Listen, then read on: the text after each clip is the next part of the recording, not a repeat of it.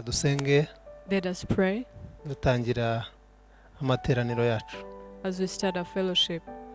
Data turagushimiye Father, we thank you ku mwanya mwiza for this good time ubwo tuje imbere yawe as we come before you kugira ngo tuganirize iteraniro ryera so that we may share with the whole congregation, abantu bari hirya no hino ku isi people who are around the world, baza gukurikira ijambo ryawe, who will follow your word. baze kubona imbaraga zihindura. Let them see the power that changes. Tuvuga mu mwanya muto We speak in a short time, ariko ijambo ryawe rirarema but your word creates kandi rigakora ibihe byinshi. and it makes many things. Ihesha icubahiro mwami Glorify yourself, Lord, ubwo tuganira ijambo ryawe. as we be sharing your word. Ndizera ko abafite ibibazo bitandukanye I believe that the people who have different problems, bigomba kubonerwa ibisubizo. that will find solutions. Bana n'imitima y'abera, Be with the hearts of saints, abatarakumenya mwami those who do not know you. nibakurikira izi nyigisho If they follow these teachings, bahure nawe. let them meet you. Urakoze data, Thank you, Father, kore utanga umugisha for you, the one who n'imbaraga blesses and power n'ubuzima bwiza. and the good life. Mu izina rya Yesu In dusenze. Jesus' name we pray. Amen. Amen.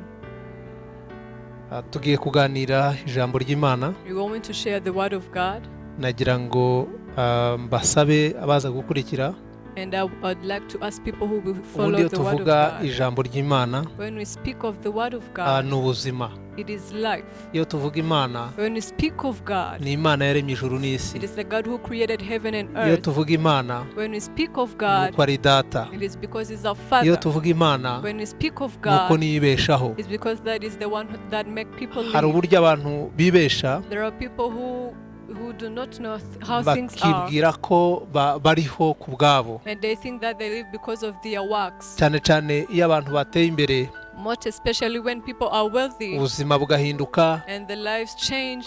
bakabona ibyo barya, They find the food, bakabona ibyo bambara, they find the clothes, bakabona amazu yo kubamo, they find houses to live baba in, bafite asiranse yo kwivuza. they find health insurance. Hari igihe bagera bakibagirwa ko ari abantu baremwe cyo kimwe n'abandi. There is a time they forget that they are humans who were created like others. Ni nacyo gihe abantu bibesha kubera ko mu buzima habaho ubusumbane bw'imibereho, Because in life, all people are not equal. kubera ko hari abarya bibagoye abandi Because bakarya bitabagoye. there are people who struggle to get what to eat and others do not struggle. Icyo gihe nicyo gihe abantu bibesha. So this is the time people get misled. Hari n'igihe abantu bagera bakibwira yuko batazapfa, And there is a time people think that they will not die. bakumva ko bariho They think that they will live kandi bakibwira ko bazabaho ubuzima bwose cyangwa ibihe byose and kuri they iyi will si. live forever.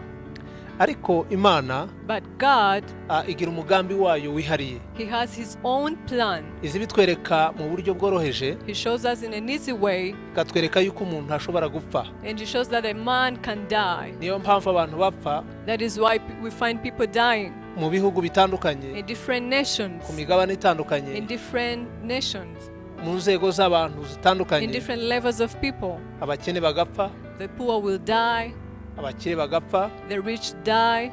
Uburyo butandukana ni uburyo abantu bashingurwa aho bashingurwa. The difference is the way of burying or the funeral. Hari ushingurwa batanze amafaranga menshi, There is someone who get buried having a lot of money, undi agashingurwa batanze make. and another person is buried in an easy way. Hari n'uburyo abantu babikora bitewe n'imijyi cyangwa se aho batuye, Even there are different traditions and cultures in which people do the bakagenda burial, batandukanye n'aho gushingura hakaba ahari VIP n'ahandi haciriritse. and we find there is VIP in burial places. Ariko nagira ngo mbabwire ko But I want to tell you iyo that tuvuga Imana when we speak of God, ni umubyeyi, it is our Father, He's Ni our data. parent, He's our Father. kandi iyo ari data And because He's our ni Father, data w'abakene n'abakire. He is the Father of the poor and the Father of the rich. Kandi nagira ngo mbabwire ko iyo umuntu apfuye, And I want to tell you, when a person dies, aho abantu bose bajya iyo bizeye ni hamwe. the place where all people go is the same. Ni ukuvuga ngo ni nacyo cyangombwa, ni nacyo It gikomeye. means this is the most important thing, Naho protokole y'umubiri or the protocol of this body that we Wamaze find gupfa, on this earth after dying. ntacu umaze. It's not Iyo important protokole nta anymore. n'icyo imaze. the protocol is not important anymore ko biba byarangiye. because it's finished, it's done. Ibindi ni imyirato cyangwa se kwiyemera gusa kw'abantu, Everything else is arrogance and pride of people. ariko ibyo ngibyo ntaco bibwiye Imana. But all those things is not important to God. Igifite ico kibwiye Imana The most important thing to ni God, umuntu w'indani it is the inner man, ugomba kwizera the inner man that has to akamenya believe Imana. and know God. Ko turaganira hejuru yo kwizera. We're speaking over faith. Kwizera Faith, twabivuze yuko kwizera hariho kwizera kw'impano, we have said that faith is like a talent or gift. nanone hakaba kwizera ko kwakira Yesu nk'umukiza n'umucunguzi. Oh, there is faith as salvation, believing in Jesus as Savior and King. Ubundi ni ibintu bibiri There bitandukanye. are different things. Kwizera ko kwakira Yesu nk'umukiza n'umucunguzi Faith as receiving Jesus as your Savior and King. ni ukwizera abantu bose duhuriyeho. It is the salvation or the faith that all people have. Ni ukuvuga ngo abantu bose bahuriye kuri uko kwizera. It means all people have this faith. Noneho tukaza gutandukanira ku kwizera kw'impano. And the difference is the faith as the gift. Kwizera kw'impano ni abantu bahabwa kwizera ariko bashobora kuba atari na benshi. Faith as the gift is given to people who are not many. Ariko iyo mpano nanone iyo bayihawe ni impano y'abantu bose. When they receive this gift is the gift that Ni is impano for all igirira people. akamaro abantu bose. It is important to all people Kuko impano duhabwa as the gift that we ni impano are zigirira given. akamaro umubiri wa Kristo. It is important to the body of Christ Kubera ko twahawe impano zitandukanye because we are given different gifts. kandi izo mpano zose zirubakana cyangwa se zirafashanya. And all these gifts help each other or build each other. Ko twese ntabwo dufite impano imwe ntidukora Because umurimo umwe. we don't have the same gift because we don't do the same work. Niyo tuvuze umubiri wa Kristo, When we speak of the body of Christ, dushatse twawugereranya n'umubiri usanzwe. we would compare it as the normal body that we see. Umubiri w'umuntu ntabwo ugizwe n'ukuboko gusa, The body of a person is not composed of the arm ntabwo only. ugizwe n'ugutwi kumwe, It's not composed of one ear ntabwo ari only. ijisho rimwe, It's not composed of one eye only. ahubwo umubiri ugizwe n'ingingo nyinshi. But a body is composed of many organs. Kandi izo ngingo zose zigize umubiri zose ziba zifite akamaro cyangwa se agaciro kazo. All those members of the body has its own importance. Iyo tuvuga rero umubiri wa Kristo So when we speak of the body of Christ, ugizwe n'abakristo benshi it's made up of many kandi Christians. buri mukristo akaba afite impano akoresha, And every Christian has his own gift that he uses. kandi iyo mpano buri wese akoresha And the gift that everybody uses kaza kugira akamaro ku mubiri wa Kristo cyangwa se ku itorero. will be useful to the church or to the body of Christ. Uyu munsi turimo turabwiriza dukoresheje ikoranabuhanga. Today we are evangelizing through network. Iyo tubwiriza online When we are evangelizing through online, ni ukuvuga ngo ni mu mwanya muto inyigisho turimo twigisha isi yose abakenera kuzikurikira bakazibona, it is in a short time, but everybody around the world who will need to follow will find them. kandi biri mu masezerano n'ibyo Yesu yasezeranije abigishwa. And it's among the promises that Jesus gave the disciples. Yabasigiye isezerano rikomeye, umurago ukomeye. He gave them a great heritage. Matayo 28:19-20. Matthew chapter 19:28. Yarababwiye ngo mugomba kugenda. He said that you should go. Yaravuze ngo nimugende He said, go, mubwire abantu bose. tell all the people. Ntabwo ari mu Rwanda gusa, It's not only in Rwanda. ntabwo ari Afurika yonyine, It's not only in Africa. ntabwo ari Europe gusa, It's not only in Europe, ahubwo ni abatuye isi. but all the people in the Ngo world. nimugende Go kandi mubabwire. and tell them Igitangaje c'Imana, the wonderful thing of God, ubwo buhanuzi bwa Yesu, this prophecy of Jesus, iryo jambo rya Yesu, this word of Jesus that he has uyu munsi nibyo said. turimo dukora. This is what we are doing right Ko now. turabwiriza We are evangelizing kubera ko Yesu yari azi ko ikoranabuhanga rizaba rihari. because Jesus, you know that the technology will advance. Yari azi yuko tuzaba tuvuga mu mwanya muto He knew abari that. hirya no hino ku isi bakabona inyigisho. It will speak in a short time, and everybody around the world will find those Niyo mpamvu teachings. turiho tubwira abantu ubutumwa bwiza, That is why we are preaching people the gospel, tugasobanura kwizera and we explain kugira ngo faith abantu babyumve. so that people may iyo understand. tubivuga When we speak of abantu faith, bagenda bakanguka people awaken. agasanga yari yicaranye impano They find that they were sitting with the gift, ariko idakora. but without using iyo it. twigisha rero So when you are ni preaching, ukugira ngo impano zikanguke, is that the gifts may be ni ukugira ngo awakened, impano zikore, is that the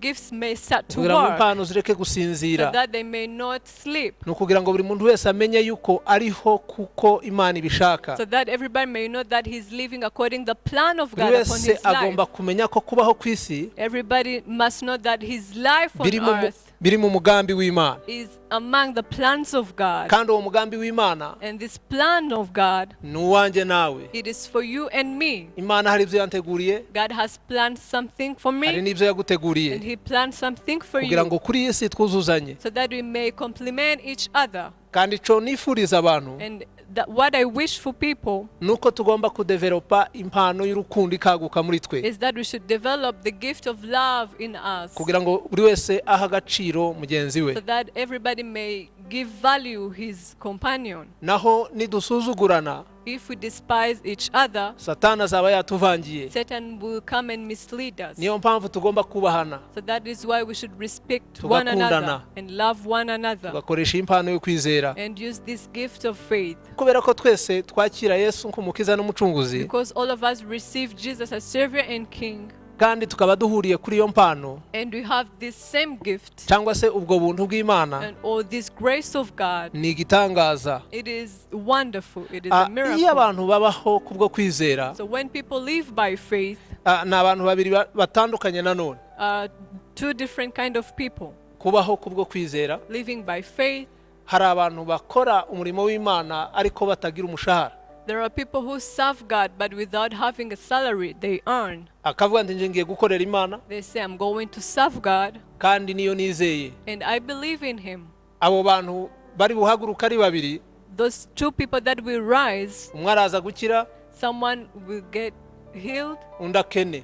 someone will get developed, and another one will become poor. ariko igikomeye But the most nico important thing, yizeye, it is the one who has faith. nuko yumvise ko agomba kubaho ku bwa Is Kristo, because he has believed that he should live through Jesus Christ, akabyizera. and he believed in it. igikomeye The most si ukubona important, ubutunzi, it is not having wealth, ahubwo igikomeye that the most ni important, uwo yizeye it is the one that has believed ko in, azamubeshaho. that will make him live. iyo tuvuga muri iyi minsi nakomeje kubabwira uburyo bubiri, In these times I have told you of two ways.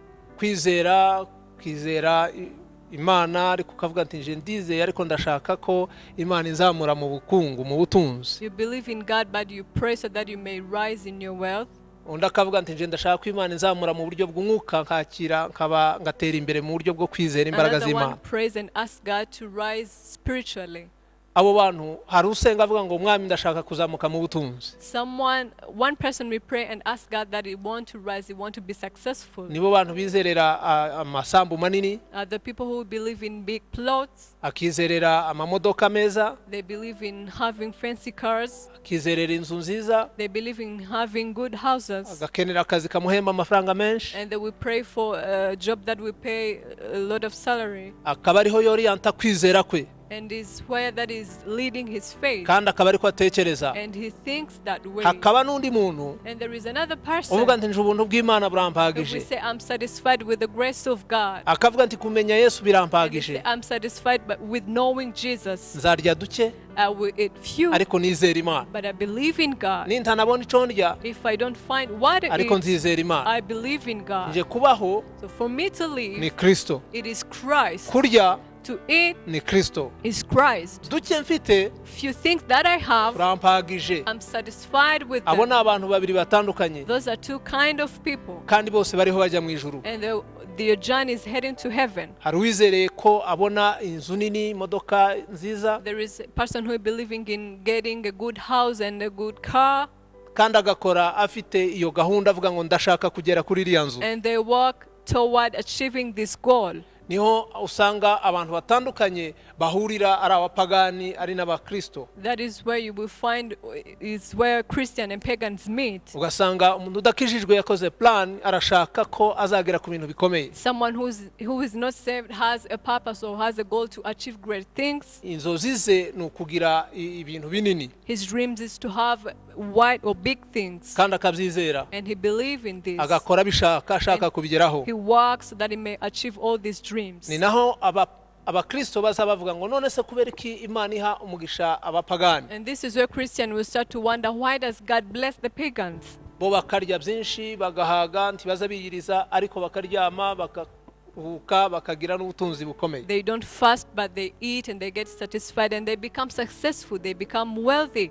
Niba abakristo benshi cyangwa se abakristo bato baza bibaza ngo none se kubera iki Imana iha umugisha abapagani badasenga. This is where young Christian will start to think that God blesses the pagans and yet they don't pray. Ariko kubera ko turi mu rugendo But because we are in the journey kandi abantu bakizwa buri munsi and the people get saved every day, ntabwo turagera nta limite yo kuvuga ngo abantu barakijijwe barangije gukizwa. there is no limit of the number of the people who will be saved. Kuko turacari mu murima turacari mu kazi. Because we are still in the field, we are still working. Turacariho tubwira abantu gukizwa. We are still telling people to be saved. Uriya mupagani ufite ubutunzi bwinshi This pagan who is wealthy ashobora kuzaba umupastor ejo, may become a pastor tomorrow, ashobora kuba ari uzaba umunyamasengesho ejo, may become the intercessor tomorrow. kubera ko turasenga tuvuga ngo mwami aba bantu nibaze kuri wewe. Because we are praying and we are asking God to bring all people to him. Ni nayo mpamvu tudaceceka. That is why we don't get silent. Abantu nibarangiza gukizwa bose If all people are saved, nta mpamvu yo gukomeza kuba kuri iyi si. there is no reason to continue living on this Yesu yaza agatwara earth. itorero rye. And Jesus will come and take his church. Ariko impamvu turiho tuvuga But the reason why we are still nuko bari abantu speaking bakihari, is because there are still people who kuko are abantu not benshi saved. batarumva Yesu. Many people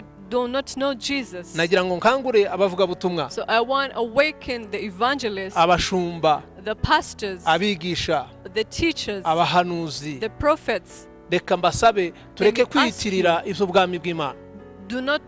Don't call ourselves according to the kingdom of God. Tureke kwitaka ubwacu, Let's stop being pride, ahubwo dutake Yesu. but start worshiping Jesus. Tuvuge Imana. Let us speak of God. Nimba Bishop Rubanda niho mbwiriza, If I am as bishop, I'm preaching, kaba mfite impano y'ubuhanuzi, and I have the gift of prophecy, impano mfite the gift that I have, ni impano yo gufasha abandi. it is the gift to help others. Ariko abo ngomba gufasha But the people that I have to help, kubereka ko Imana ishobora it is byose, to show them God is able to do kubereka ko all. Yesu ari mwiza. It is to show that Jesus is good. Ariko nivuga ko ari nge But if I say that I am the one ayikoresha ku bintu byanjye, and I use in my own benefit, nzaba ntaye umurongo. I will be misled. Ariko niyo mpamvu nkangurira abakozi b'Imana, But that is why I am telling all the servants of impano God, dufite the gifts that we ni have, kubw'icubahiro it c'Imana. is for the glory of God. Impano dufite The gift that we ni have, kugira ngo tuvugire Imana. it is that we may speak on behalf of God. Ibitangaza n'ibimenyetso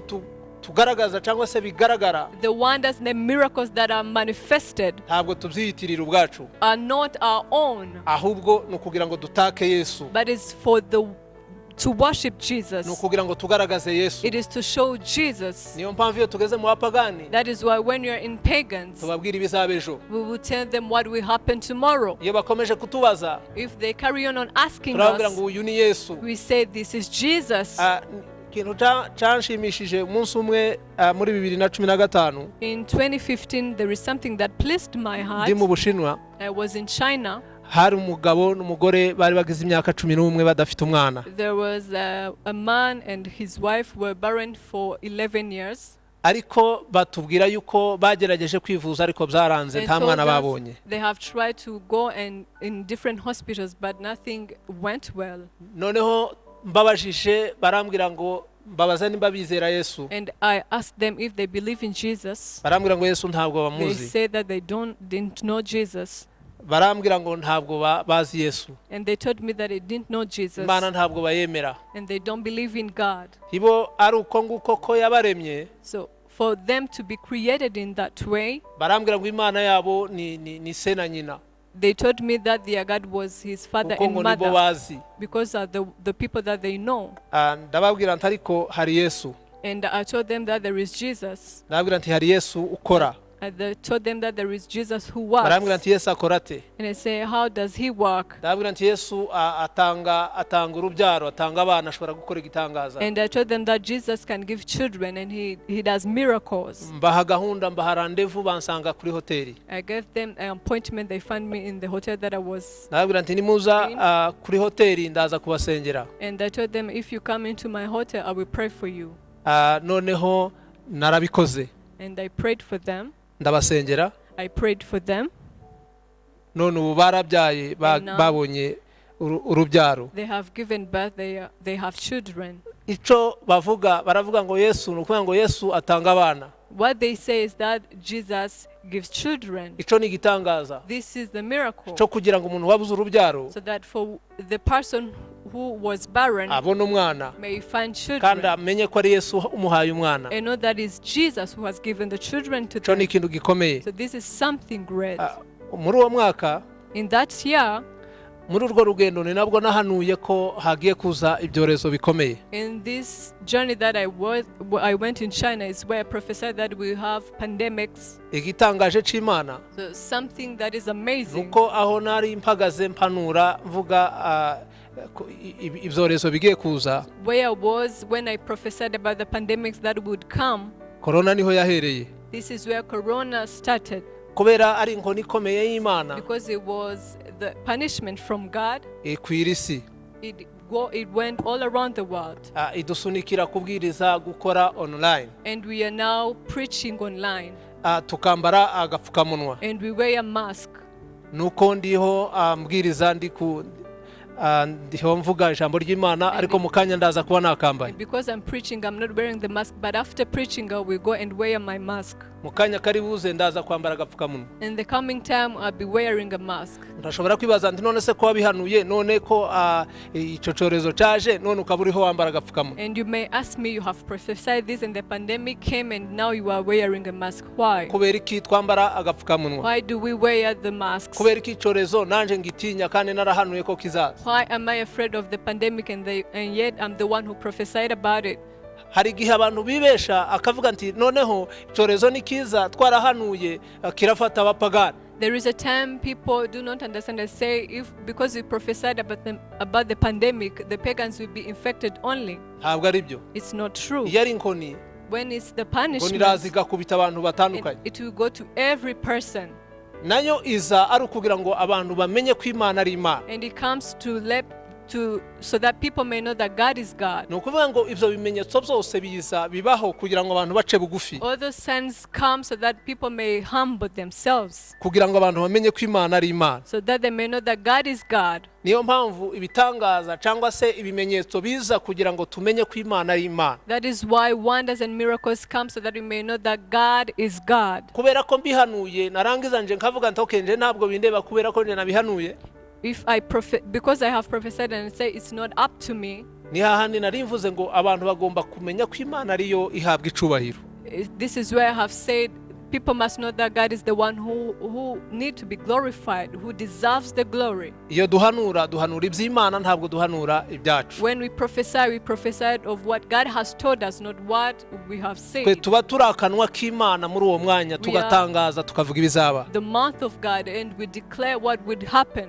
Nagira ngo mbakangurire kandi mbabwire impano murimo mwifuza mushaka, So I'd like to encourage you, the gifts that you need to have, Imana izazibaha, God will give them to ariko you, zizaba izo guhesha Imana icubahiro. but for glorifying God. Abantu bato The young people, hari igihe asaba impano y'ibitangaza, there is a time they ask a gift of miracles, Ariyo- performing miracles, ariyo kugira ngo yemeze abantu, so that people may believe in Him, kugira ngo bamwemere, so that people may start to kugira ngo believe in bamutinye, Him, may respect, kugira ngo bamuhe ibyubahiro, so that they may respect Him. ariko ntabwo ari byo. But it's not true. Ibyo dukora Everything that ni we do, kubw'icubahiro c'Imana. it is for the glory of God. Ibyo tuvuga Everything that we say, ni kubw'icubahiro it c'Imana. is for the glory of God. Impano dufite The gifts that we ni have, kubw'icubahiro it c'Imana. is for the glory of God. Ubuzima bwacu Our lives, ni ubwo guhesha Imana it icubahiro. is for glorifying God. Iyo turiho, When we live, ntituriho ku bwacu, we do not live for ourselves. turiho ku bw'abandi, We live for others. turiho ku bw'ubuntu We bw'Imana. live by the grace of God. nayo mpamvu Bibiliya itubwira ko twakijijwe kubw'ubuntu. That is why the Bible tells us that we were saved by the grace of Ubwo God. kwizera By faith, ntibyavuye kuri mwe cyangwa se kuri twe, not because of you, ahubwo ni impano y'Imana. but it's the gift of God. Haleluya. Hallelujah. Abaefeso ibice 2 umurongo wa 8. Ephesians chapter 2 verse 8. Ka tuhasome mu Let us Cyongereza. read. Ephesians chapter 2 verse 8 is say, God being rich in mercy, for by grace you have been saved through faith, and this is not your own doing, it is the gift of God. Amen. Amen. Komeza ugere ku murongo wa 10 nawo usome. Up to verse 10, not a result of works, so that no one may boast, for we are his workmanship, created in Christ Jesus for good works, which God prepared beforehand that we should walk in them. Amen. Amen. Ni igitangaza c'Imana. It is wonderful, it is amazing. Mwakijijwe kubw'ubuntu. You were saved because of grace. Mwakijijwe kubw'ubuntu. You were saved by the grace of God. Mwizera kubw'ubuntu bw'Imana. You believe because of the grace of God.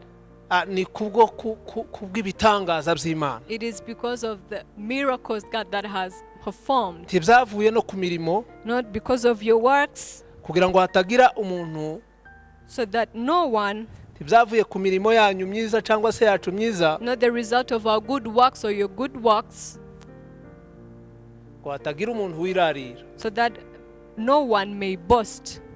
Nibirya navugaga, hatagira umuntu wumva ko we ari igitangaza. It is what I was saying, so that no one may feel that he is a miracle, he is great. Hatagira umuntu wishira mu mwanya w'Imana. So that no one may be in the place of God. Icubahiro c'Imana The glory of God iracisangije yonyine. is his own glory. Nta muntu n'umwe ugomba kugera ku cubahiro c'Imana, He doesn't share his glory with anyone else, kuko ni data. because he is a Ni father. nayo mpamvu That is why umwana yubaha ababyeyi. a child will obey his parents, Nubwo yaba akuze, nubwo nawe yaba ari umusaza cyangwa ari umukecuru, even though he will be very old, ariko akomeza kuvuga data, akomeza kuvuga mama. but he still obeys his father and mother. Kubera iki? Why? Ni umubyeyi. He is the parent. Nta na rimwe There is no umwana time, nubwo yaba akize, nubwo yaba akomeye ate, even though a child may be successful or great, ntabwo agera ku rwego rwo kumva ko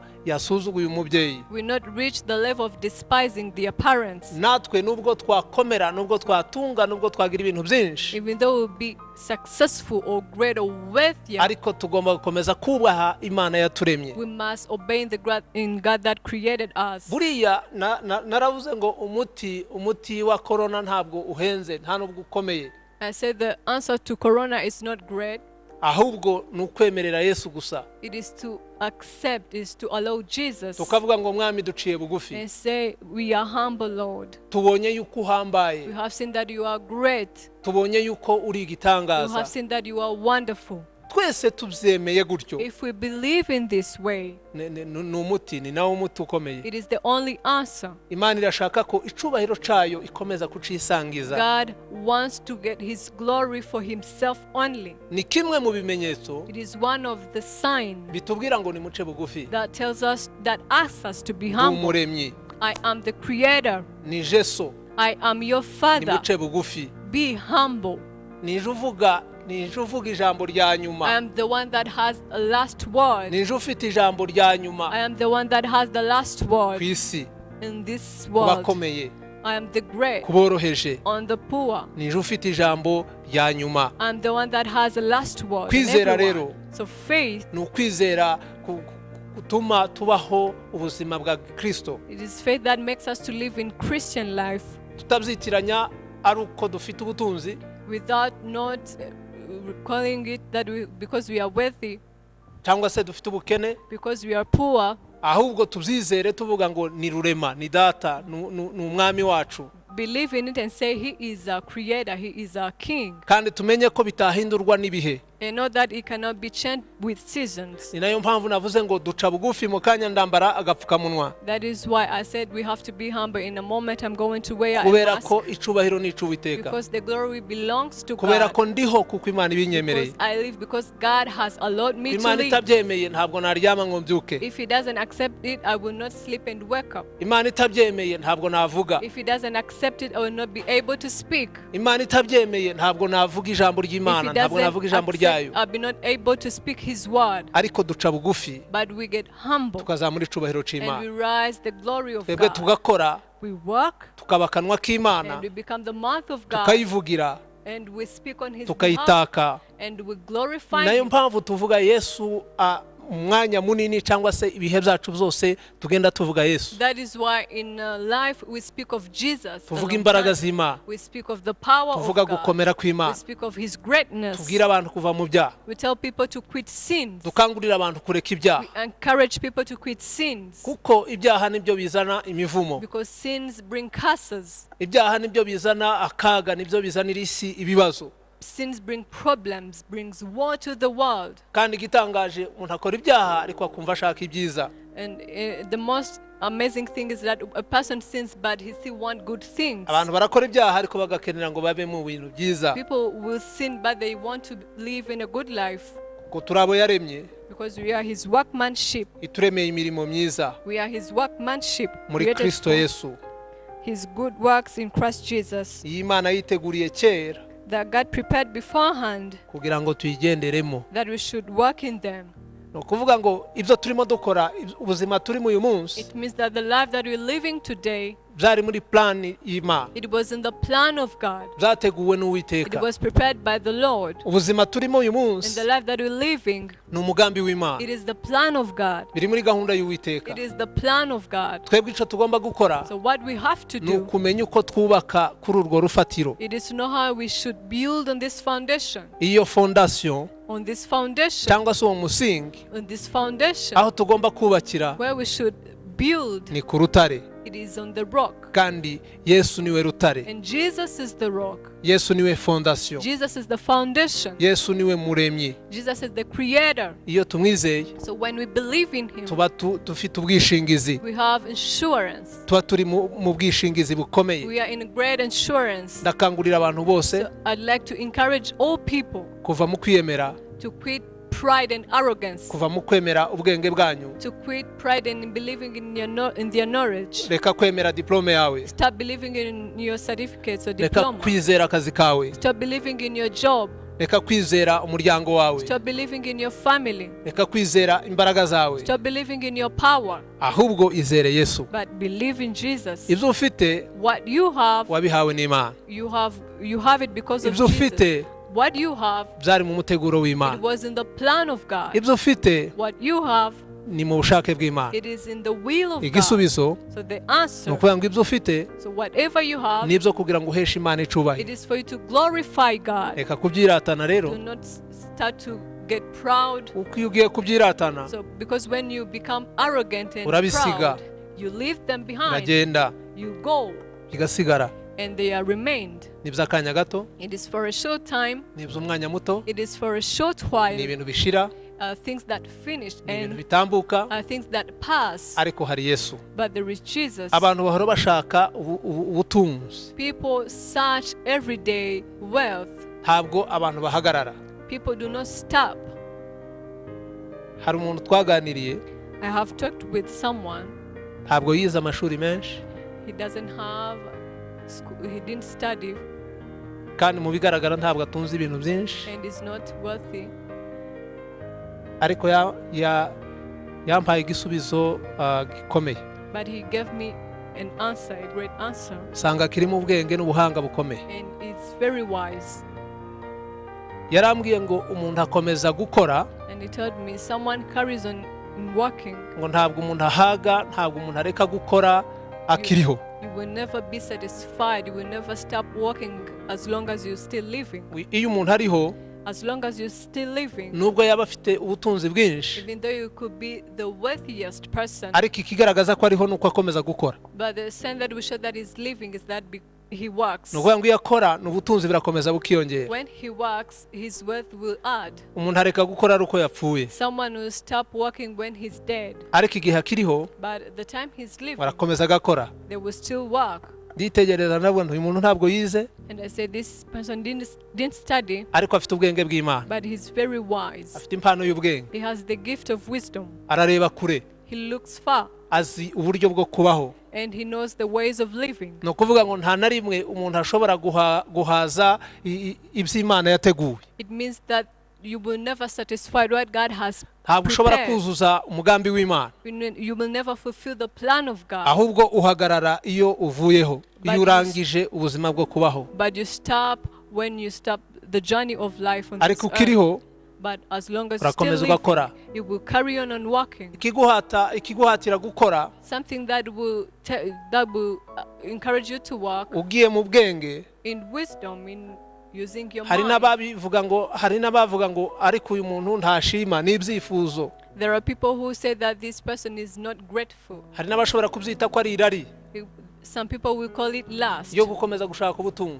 For you carry on searching for wealth. Ariko nje nabonye igisubizo muri uwo muntu utarize. But I have found the answer in this person who didn't study. Ni ukuvuga ngo hari umugambi w'Imana Imana yashize ku isi, So it means that there is a plan of God that He has placed in this earth. kandi umaze kubaho igushiriraho winjira muri wa murongo, So you will start to walk in this direction. kubera ko uri umuntu uriho ufite ubwenge, ufite ubushobozi, ubumenyi, ikaguha gukora. You are knowledgeable, you are wise. Ni nayo igushiramo uwo mutwaro, uwo muhate wo gukomeza gushaka gukora. It's the one that will makes you that you carry on working.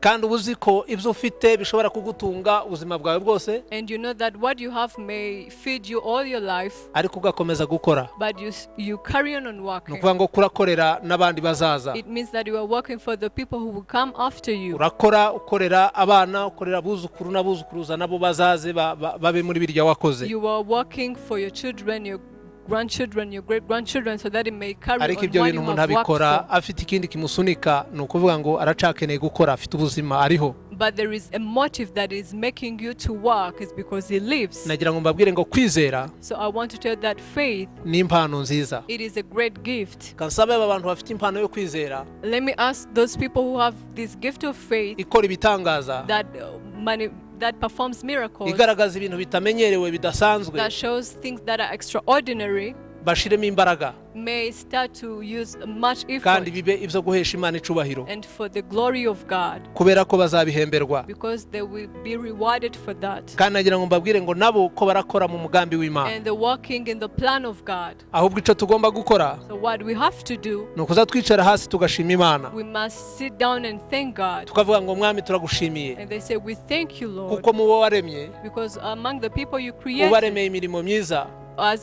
the great works that you have created for us, nanjye ndimo. I am among those people. Ugashima Imana, And you thank God for ukavuga ngo that. Mana ndagushimiye You say, I thank you, Lord, ko ndi mu bo waremye, because I am among the people you kandi created, ukabaremera imirimo myiza, and you created great works for them, imirimo izaguhesha the icubahiro, works that will glorify your name, imirimo izagushira the hejuru, works that will rise your name, imirimo izakuvuga, izagutaka. the works that will worship your name. Nagira ngo kubaze, I want to ask you, ese imirimo ufite ukora do your works urumva nawe ari iyo gutaka Yesu? glorify God? Nimba ariko bimeze, If it is that, uri umunyamahirwe. you are privileged. Impano ufite yo kwizera The gift of faith that you have, nuyikoresha neza if you use it well, uri umunyamugisha, you are blessed. ariko nuyikoresha nabi But if you don't use it well, nagira ngo nkubwire ngo nta kintu uzaba urimo ukora. I want to tell you that your works Impano will dushaka not be important. The gift that we want, z'Imana the gifts of God that we nizo want, kugira ngo dutangaze Yesu, it is to declare Jesus. nizo kugira ngo tuvuge Yesu, It is to speak of Jesus. nizo kugira ngo dushire Yesu It hejuru. is to exalt Jesus. Turiho kubwo ubuntu bw'Imana, We live by the grace of God, kandi turi abantu badasanzwe, and we are extraordinary. abantu bafite ico bakora mu bwami bw'ijuru. The people who have something they do in the kingdom. Nimukanguka if you get awakened, muzamamaza ubwami bw'Imana, you will declare the kingdom of God. muzavuga gukomera You k'Uwiteka. speak of the greatness of God. Yesu arabakeneye, Jesus needs you. Yesu arabashaka, Jesus wants you. Yesu abafite muri gahunda. And he has you in his Kambabwire ko muri plan y'Imana. I want to tell you that you're in the plans of God. Abandi twese twizera Yesu, Or other people who are saved, who ari believe in bwo buryo Jesus, duhuriyeho, ari yo mpano duhuriyeho is the gift that we have, all of us, yo kwakira Yesu nk'umukiza n'umucunguzi, of salvation. akayobora ibitekerezo n'ubwenge bwacu. And he leads our mind, and Ni umugisha ukomeye it is a great blessing. kandi ni ibintu byiza And it is a great blessing kuba twarakiriye Yesu for us to receive Jesus mu mitima yacu. in our hearts. Kankubwire ngo ni ubutunzi mu muryango. I want to tell you it's a great wealth in your family. Nubona wakiriye Yesu mu muryango, If you have received Jesus in your family, uzuvuga ngo Mana ndagushimiye just thank God. ko nanjye mu muryango wanjye Because among my family members, harimo Imana. there is God. Mana ndagushimiye I thank you, Lord. ko mu muryango wanjye Among my family members, Imana ihari, there is God. Imana ihaba, God dwells in Imana my family. iharara, He sleeps Imana there. ihirirwa. He dwells in this family. Kubera iki? Why? Kuko wakijijwe. Because you are Iyo saved. ukijijwe When you get uba saved, uzanye Imana mu muryango. you bring God in your family. Imana iba yinjiye mu muryango, God enters in your family. ubuzima buba bwinjiye mu muryango, The life has entered your family. ubutunzi buba bwinjiye mu The muryango, wealth enters your family. amateka aba ahindutse, The history has changed. biba bihindutse, Everything has haba changed. hajemo ubundi buzima busha. There is a good life that Nubwo comes in. abantu wabona bakirimo barwana n'ibyaha, Even though you will find your family members ariko still hari in itara sin, ryamaze kugera mu muryango, but there is a light that is in your family. hari amahirwe yinjiye mu muryango, There is a blessing that has come into your hari family. igitangaza cinjiye mu muryango There is a miracle that has performed ku bwawe, because of kuko you, uhari, because you were there ukaba uri itara, and you are the light, ukaba uri umunyu. you are the salt. Hari ikintu gikomeye There is something cinjiye great mu muryango that wawe, has entered in your hari family. igitangaza gikomeye There is a great miracle cyageze mu muryango that has wawe. been performed in your Ushatse family. watangira kwatura ibyiza, You may start to declare good things, ukavuga ngo mu muryango wanjye and you say, in my family harimo Imana, there is God. umuryango ndimo In the family harimo Imana, there is God. abana nabyaye And the children that I have given bari mu birth Mana. to, they are in God. hari amagambo tugomba There kwatura, are words that we must declare. hari amagambo tugomba kuvuga, There are words that we must speak. hari ibigomba kuturanga, There are behavior that hari must uburere tugomba characterize us. gufata. There is things that we must Ukavuga ngo ngiye take kwitoza and say, I'm going to train kwatura myself amagambo meza, to declare good words, kuvuga ibyiza, to speak of good things, gutangaza ibyiza to declare good ku words muryango wanjye. upon my family. Nuhindura, If you change, nufasha, if you help, nusenga, if you pray, va mu maganya, quit va mu kwiganyira. quit worrying. Hari abantu basenga baganya, There are people who pray but they are worried. yiganyira, They are worried. avuga ngo Imana ntinzi, They are anxious and they say God doesn't Imana know me. ntinkunda, God doesn't love me.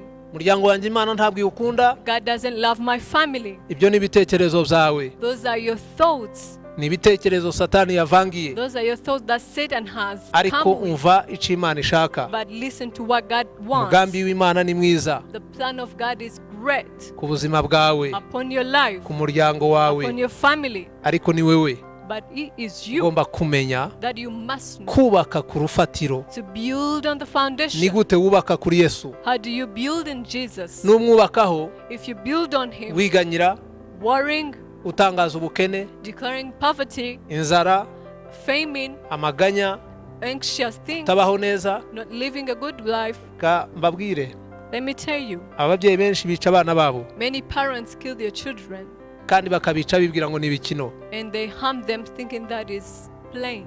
Ubona umwana akoze ikosa You will find a child ukamuvuma, doing a fault and you curse them ukamwaturaho ibintu bibi, and you declare bad things upon him. ukamuvugaho ibintu bibi. You speak bad things Birya upon bintu him. uri uvuga The things that you are uttering biramukurikirana, will follow them. kandi bizamara And kumukurikirana after following them, kongera ukavuga ngo ariko ngo Imana yanjijije you iki? say, what did I do before God? Uri mu bantu babiteje, You are among the people who caused ni everything amagambo yawe, because of your words. nibyo watuye, It is what you have uttered. nibyo wavuze. It's what you have nibyo wasengeye. It is what you have prayed for. Gusenga ni iki? So what is praying? Kambivugeho. Let me speak kubera ko about turavuga this. kwizera no gusenga. Because you are speaking of faith and praying. Gusenga ni gute? So how do we pray? Gusenga ni amagambo ava mu kanwa k'umuntu. Praying are the words that come out of the mouth of a person. Ushobora kuvuga ngo ndasenze. You may say I have prayed. Ushobora no kutavuga ko usenze. You may say that you didn't pray. Ariko amagambo ava mu kanwa kawe. But the words that come out of iyo your wamaze mouth, kwakira Yesu when you have received Jesus nk'umukiza n'umucunguzi, as your Savior and King, ibyo uvuga what you speak, ni isengesho. it is a prayer. Ibyo uvuga What you say, uba urimo usenga. you are praying. Niyo mpamvu That is why Imana idashaka ko turakara. God doesn't want us to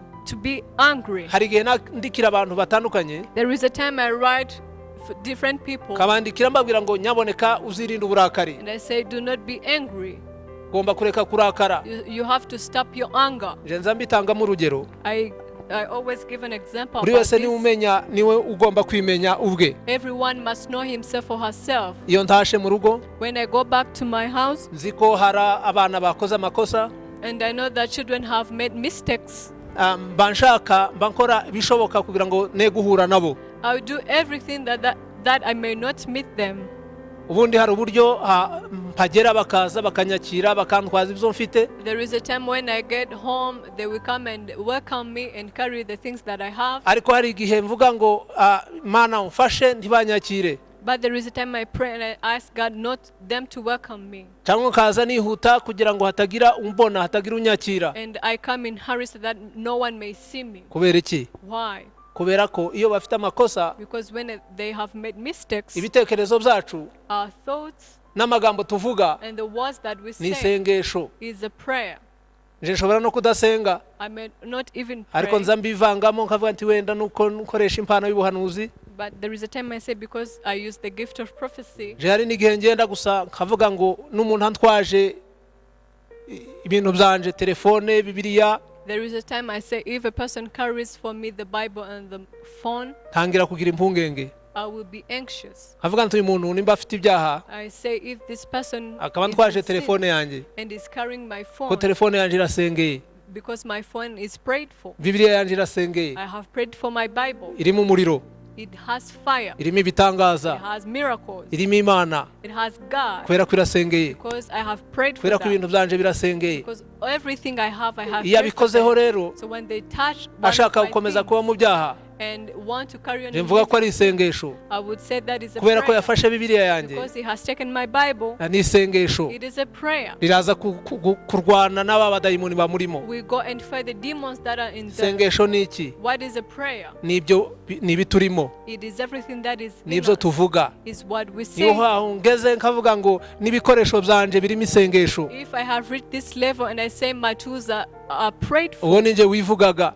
I am the one that was Ariko wowe se speaking of bimeze this. gute? So what about you? Noneho ntabwo ari ibikoresho byawe gusa, It's not only your tools, ahubwo ni amagambo yasohotse mu kanwa but kawe, are the ones that have come out of uvuga your ku mouth muryango wawe. that you have spoken of upon your Hari life. uvuga ngo Mana, There is someone who says, abana wampaye the children that you ko have mbona ari abo given me, kunaniza, they are causing me problems. ko mbona bangoye, They are bringing me ko problems. mbona bambujije amahoro, They are making me ko peaceless. mbona bananiye, They are very ko mbona difficult. batanyumvira. They are very hard. Iyo uvuze gutyo So when you say like ni ikibazo. this is a problem. Uba uvuze ngo aba bana ntabwo nkibashaka. It's like saying I no longer want these Uba uvuze children. ngo Mana ushatse wabatwara It's like you are telling God to take kuko them bambereye back umutwaro. because it's a burden for me. Iyo bagize ibibazo rero So when there is a problem, tangira kuvuga ngo none se bigenze gute? we say what is happening.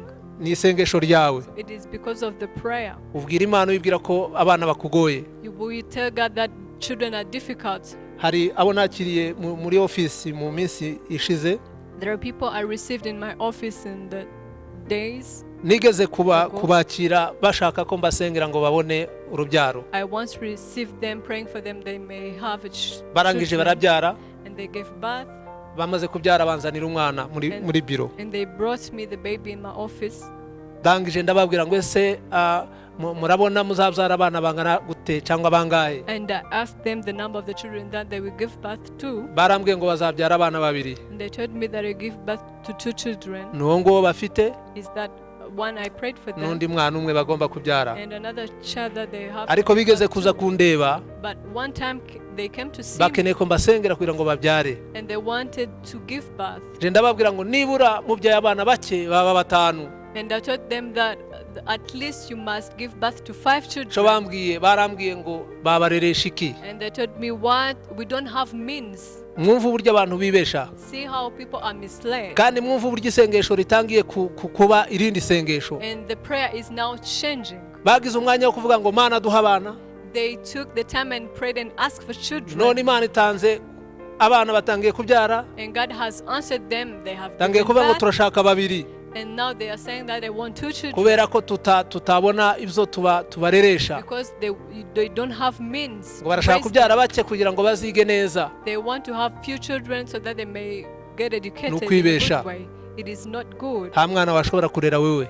You will not be able to raise even Nta one n'umwe washobora child. kwigisha neza. You will not be even able to educate one child. Ahubwo ni ubuntu bw'Imana. But it's because of the grace of Menya yuko God. uriho ubyara abana kuko bari mu murongo w'Imana. Know that the children that you have are in the plans of God. Ibyo mwifuza rero Imana yabikora. Whatever you want, God can Yabibaha. do it. And He can give them Iyo to mwizeye. you. When you believe in Iyo Him. mutizeye So when you don't believe, ibintu birapfa. everything will not Bivuga happen. ngo So it means abantu basenga nabi people pray wrongly batabizi. without knowing it. Tangiye kubyara They have given birth, ariko mutangiye kwanga n'abana. but you're now hating children. Mutangiye kwatura ibintu bibi. You are declaring bad Ko things mutazabona ibibatunga. that you will not have means to raise them. Abo ngabo nukuvuga ngo mubikoze gutyo. It means that if you do that, Imana nitabaho ubutunzi. if God doesn't give you the means Ntimukavuge ko of, ari Imana yabubimye. don't say that is because of God, Ahubwo ni limite mwashizeho. but it's the limit that you have. Hari aho mwavuze mutagomba kurenga. There is a limit that you have said and you don't have to Amagambo go ava mu beyond the kanwa limit. k'abantu So the words that come out of the mouth of bakiriye Yesu of the people that receive ni Jesus amagambo akomeye. are great words. Aragenda akabagiraho ingaruka They will go and have zitari nziza, impact and negative impact. akagira ingaruka mbi kubo babyatuyeho ndetse nabo ubwabo. They will have a negative impact upon the people that they have declared the Reka things and ngaruke put kuri their iri lives jambo against. rivuga ngo Let me come back on the word that says, uko uzamera as you will become n'ibizakubaho. and everything that will happen to you. Ntekereje neza If I think well, navuga ko 80% I would say that 80% y'ibintu bikubaho of the things that happen to you ari ibyo wateje, are the things that you have caused ari ibyo yourself. wiyatuyeho, You are the reason of everything ari that ibyo happened to wifuje. you. Is what you have wished for. Kumuhanuzi As a prophet, ndemera neza I believe yuko and Imana accept itagomba that kumpa ibirenze ubushobozi bwanjye. God will not give everything that is beyond my ability. Ngiye kugira ubutunzi burenze kapasite yanjye yo kwemera no kwizera no kwemera, If I would get a word that is beyond my ability and my beliefs, ni ukuvuga ngo bije biranyangiza, if it comes, they will harm me kubera ko haba haje ibirenze ibyo nshobora kwihanganira. because they have come and is beyond my ability. Nagira ngo mbabwire ko Imana ibaha ibingana n'ibyo muzashobora kujera. So God will give you everything that you will be able to manage. Imana nibona ko izaguha ubutunzi buzakugusha, If God will say that if He gives you wealth, you will backslide, izabureka, He will not give this ntabwo to you. izabuguha. He will not give the wealth to you. Kandi niba uguha bukakugusha, And if He gives the wealth and you uzaba backslide, ubifitemo uruhare. you will be the reason. Nagira ngo mbakangurire gukunda Imana, So I would like to encourage you to love God kuramya more, Imana, to worship God, more, kugendana n'Imana, to walk with God, gutangaza Imana, to speak of kuvuga God, icubahiro c'Imana, to glorify God, kuyoborwa to n'Imana, be led by God, guca bugufi, to be humble tukaramya, and worship guca God, bugufi, to be humble tugashima Imana. and thank God. Kambahe urugero ruto. Let me give you a small example. Ubu ko ndavuga ijambo ry'Imana, I'm now preaching the word of God, kandi abantu bari hirya no hino ku isi barashaka ko bankoresha. and different people around the world want to use me. Koze ikosa ryo kwikubita ku mutima, If I make a mistake and I start to boast Imana myself, irabihagarika. God will stop it.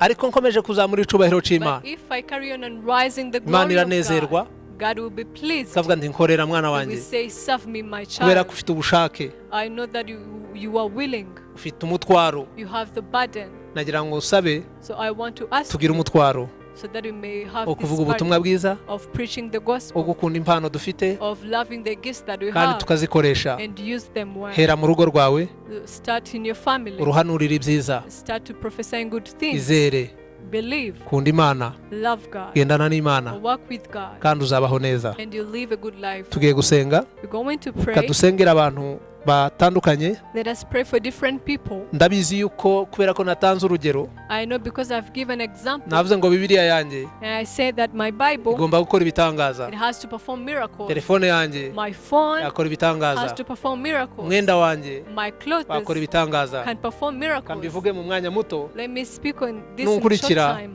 As you follow me, uze kwizera. believe. Nimba urwaye, If you are sick, ufata amazi take water ari hafi yawe, that is near you. kirahuri kimwe c'amazi. One glass of water. Indwara urwaye ari yo yose, Every sickness that you ariko might uvuge be ngo having. uriya mukozi w'Imana And say the servant of God. yavuze ngo Imana ishobora byose I said that God is able to kandi do ikora all. ibitangaza. And he can perform Nufata all ikirahuri miracles. c'amazi, If you take one glass of water, urahura n'igitangaza c'Imana. you will meet your miracle. Ibyo wifuza Whatever you wish, Imana ibigukorere. God will do Ikirahuri it for kimwe you. c'amazi, One glass of water. uvuge ngo Mana, And say, God, uburwayi ndwaye this sickness ngiye that I gufata aya have, mazi, I'm going to take this kubera ko water. ni ku mukozi wawe yavuze. Because your servant has said so. Yavuze yuko ushobora kunkiza He said that you can heal me koresheje aya mazi mfite. using this water that I have. Hari igihe umuntu yibaza ngo ese aya mazi ndayasengera ndayanywa, usenga isengesho ryawe ugiye kunywa amazi, You just pray your own prayer before, kandi haravukamo igitangaza. and the miracle will come out. Uburwayi ufite burakira The sickness will be healed mu izina rya Yesu. in the name of Jesus. Haleluya. Hallelujah. Urakira igitangaza cyawe You will receive your miracle kubera amazi, because of water. kandi wizeye And as you believe wateguye. that you have prayed for. Tugiye gusenga. So we're going to pray.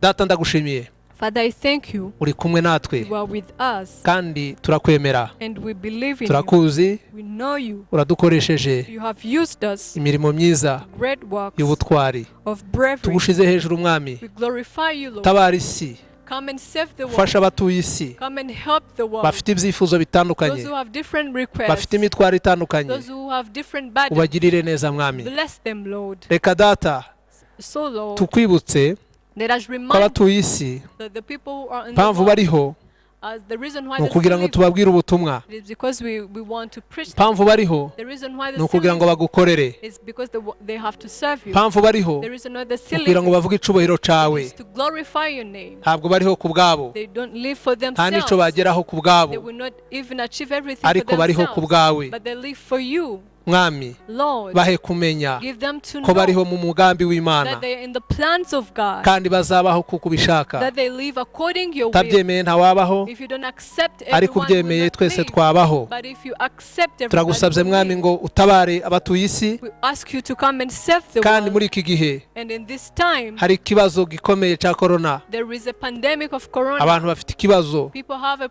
great problem cy'indwara n'ubwoba, of sickness and kandi fear. birumvikana ni ngombwa. And it's understandable. None mwami, So Lord, duciye bugufi we humble tuvuga ourselves ngo and we say that nukuraho iki cyorezo, if you stop this pandemic abantu bakongera bagakora, and people go back to work bakaja mu buzima busanzwe, and go back to the normal life, bazagushima, they will thank you. bazagutambira, They will thank you. bazakuramya. They will worship. Turagushimye kuba bari isi, So thank you for you have kandi turagushimye forgiven the kuba world, bitwemereye and we have accepted yuko utabaye. that you have said Iyo utabaye when you come and ibintu byose save, birashoboka. everything is possible. Turagushimye ko utabaye We isi, thank you that you have kandi saved the turashimye ko world. uhumurije abatuye isi. And thank that you have comforted the people Komeza around the world. utwiyereke Come and show kandi yourself to us utuganirize. and talk to us. Abakurikiye ijambo ryawe Those who follow the word of God bahabwe kukwizera may have no faith in you kukuramya. and worship. Nyuma y'ibi After this, tuzabaho ubuzima we will bw'iteka, live eternal life. tuzabona ijuru, We will see heaven. ko turakorera ijuru, We are serving ko heaven. turatangaza ijuru. We are speaking of heaven. Ndagushimiye mwami, We thank you, Lord. abatarakumenya Those who do not baza know you gukurikira yet, iri sengesho, and they have followed this prayer. bahure n'ijwi ryawe, Let them meet your voice. bahure n'umuriro wawe. Let them meet your fire. Nibamara kumvira ijambo, After hearing this word, rigende ryinjire mu mitima, let it into their kandi hearts, bazahinduke, and let them be changed. bazaba abigishwa Let bawe. them be transformed into Ndabizi your neza disciples. mwami I know that ko iyo dusenze when we pray, ukora, you walk. ndahanuye I have kugira ngo prophesied abakurikira iri jambo that everyone who will follow this word kore ku mitima yabo may go and into their heart bahinduke and be baba transformed bigishwa bawe and become your disciples bazakuvugire mwami and speak on your behalf. ndabyizeye data I believe in this, kw'ibyo Father, tuvuze that what you mu have izina said ryawe in your name, uzabyuzuza you will fulfill them. bizasohora Shall come to guhaye pass. icubahiro We give you glory n'amashimwe and praise uri us, umwami for you are the King. amen Amen. bifurije umugisha w'Imana I wish you the blessings no of gukomeza God gutera imbere and to prosper no gukorera ijuru and to serve heaven. mwizere Yesu Believe in Jesus mumuramye and worship Him mumutambire and praise Him. azabahemba He will reward you. amen Amen.